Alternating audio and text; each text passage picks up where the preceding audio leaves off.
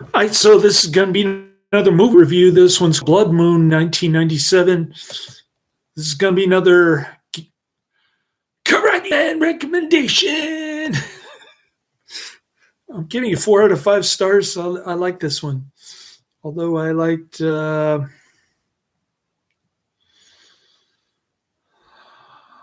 Blood Fist 4, Die Trying, Recoil, and Mission of Justice better. Those are my 3 favorite Gary Daniel movies. Oh, by the way, I reviewed Black Belt 1992, 7 years ago, with Don the Dragon Wilson, Matthias Hughes, Michelle Krasnew, and Ian Jacklin.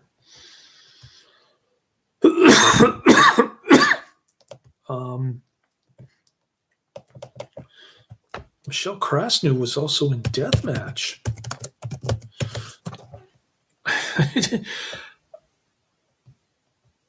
I better put her name in there. Michelle Krasnew.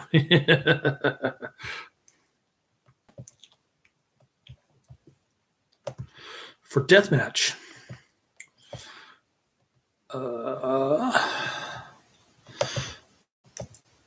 She was kind of young looking in Deathmatch.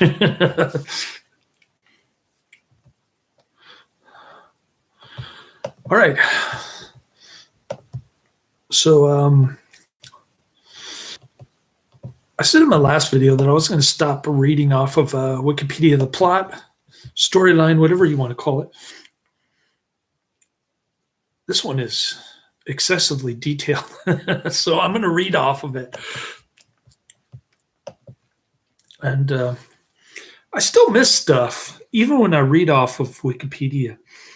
I don't care about the person who complained that I was reading off Wikipedia or that I mispronounced Deborah Carr's name.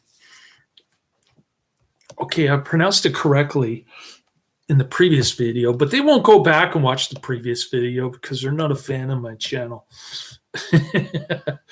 All right. At a local gym in New York City, heavyweight boxing champion Eddie Cunningham is finishing his workout for the night. He hears a noise and he looks around. When he turns to the ring, a mysterious man dressed in black, sporting a mask, tells Eddie he fights well, but he lacks the killer instinct. I like this guy, the masked man.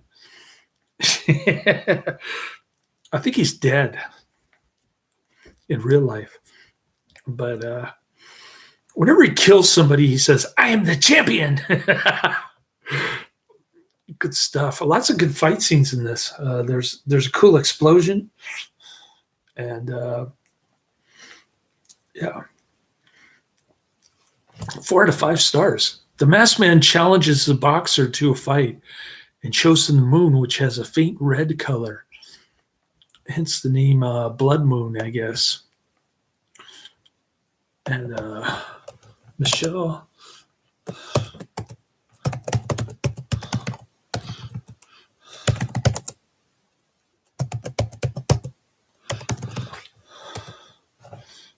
Krasnew.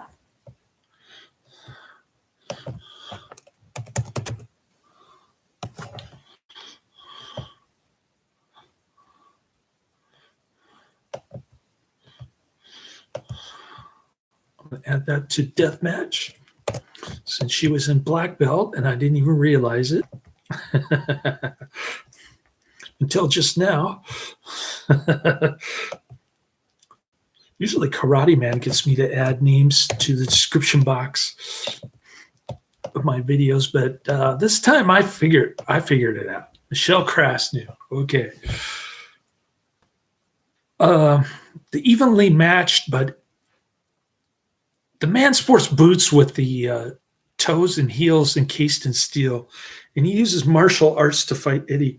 He's also got 2 artificial fingers that are made out of steel. It's like he chopped off his fingers and he put steel ones that screw on or something. He's like a transhumanoid. When the man knocks Eddie outside of the ring, he unmasks himself and he still pounds on Eddie despite Eddie's pleas calling off the fight.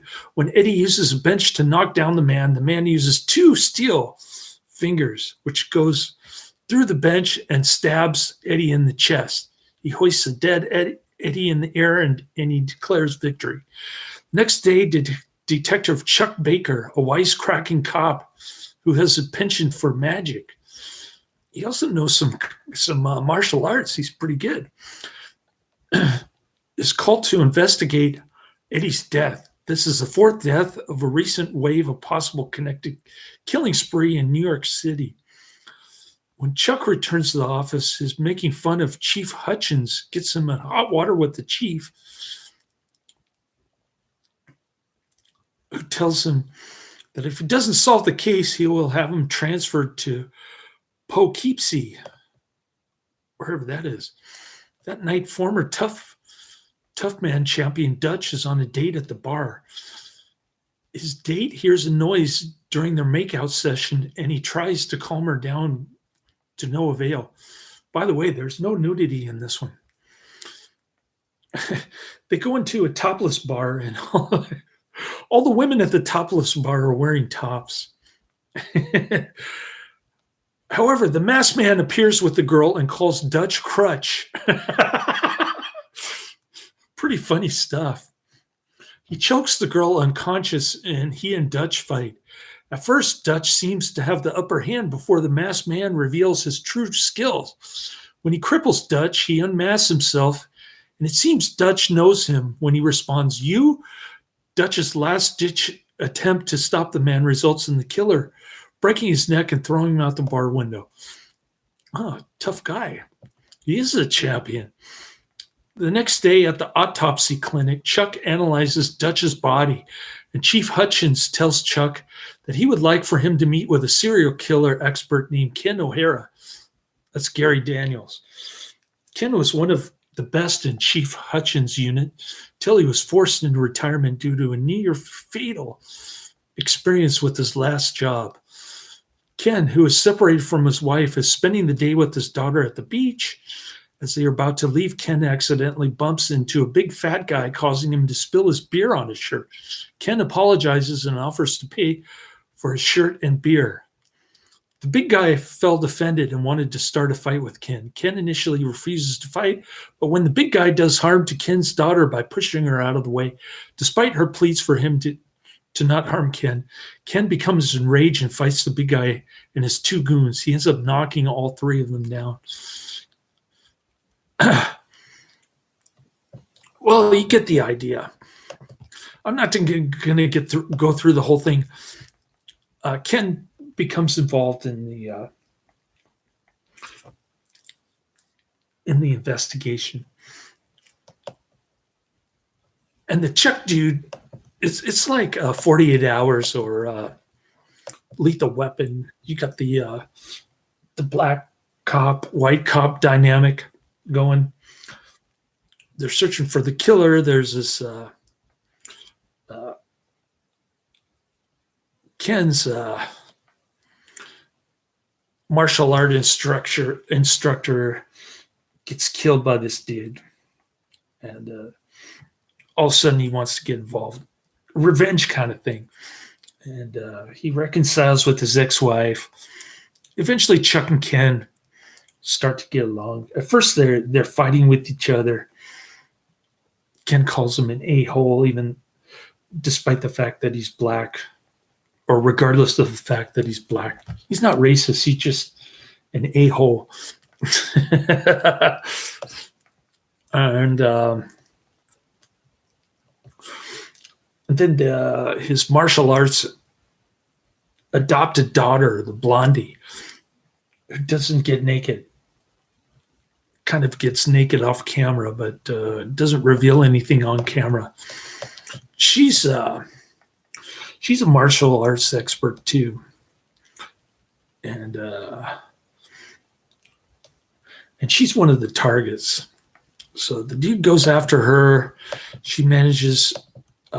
Ken and Chuck managed to protect her somehow. And then the bad guy kidnaps Ken's family, and he has some kind of dynamite bomb that's going to go off,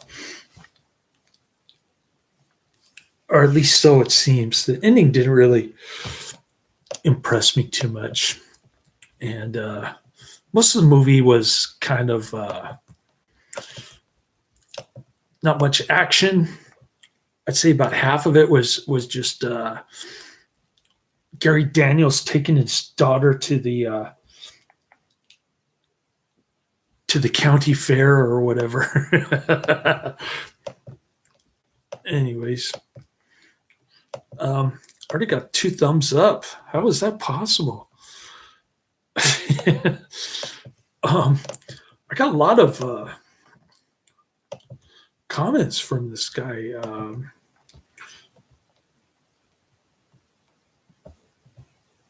What's this guy's name? He actually went and saw Pieces because I reviewed it, and he liked it a lot. Now he's going to check out the Mountain of the Cannibal God.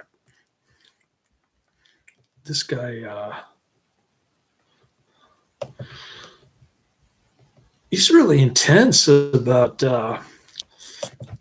being a fan. He wants to wait 2 to 4 years to check out Witches, my review of Witches, because I have it $4.95 on my Netflix queue, which is a problem that I've had with a lot of Karate Man recommendations on my Netflix queue. His name is Jeff Joffe.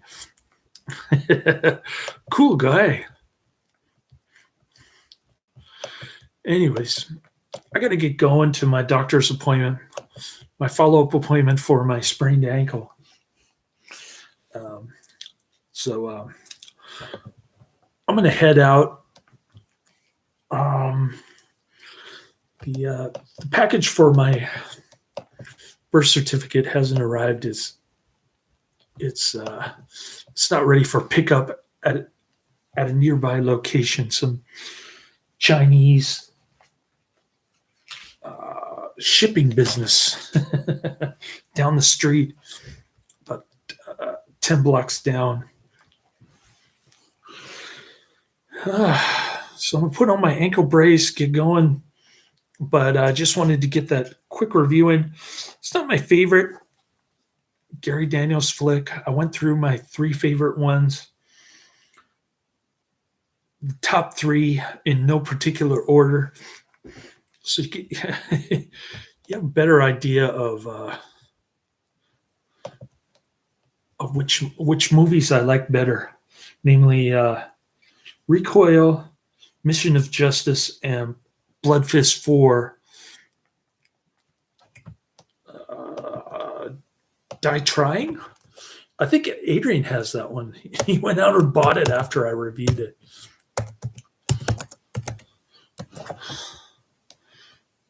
Yeah, Blood Fist 4, Die Trying, 1992, with Don the Dragon Wilson, Katniss Sassoon, and Gary Daniels.